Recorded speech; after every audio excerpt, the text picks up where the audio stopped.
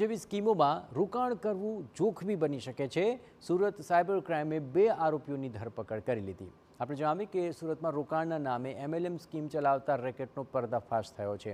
આરોપીઓએ મહિને 10% જેટલું વળતર આપવાની લાલચે 4000થી વધુ લોકોને ફસાવ્યા। ત્યારે સાયબર ક્રાઇમ સેલને દ્વારા સરથાણા અને મોટા વરાછામાં કાર્યરત 24x7 ક્લબ નામની કંપની પર દરોડા પાડવામાં આવ્યા અને સમગ્ર કૌભાંડ સામે આવી ગયું। આ કંપની દર મહિને 10% રિટર્ન અને રોકાણના 3 ગણા વળતરની લાલચ આપતી હતી અને રોકાણ કરાવતી।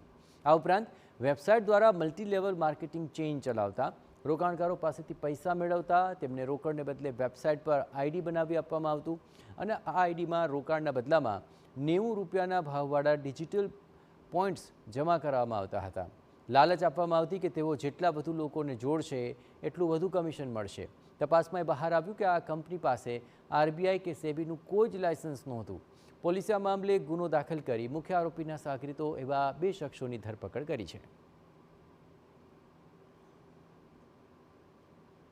ભોગ બનનાર છે અથવા તો એક જે વ્યક્તિ પાસે આવું રોકાણ કરવામાં આવે તે બીજા વ્યક્તિને પણ પોતાની આઈડીની નીચે રોકાણ કરાવે તો તમને કમિશન મળશે એમ કરી સેબી કે RBIના કોઈ પણ પ્રકારના લાયસન્સ વગર આખી મલ્ટી લેવલ માર્કેટિંગની સ્કીમ ચલાવતા હતા।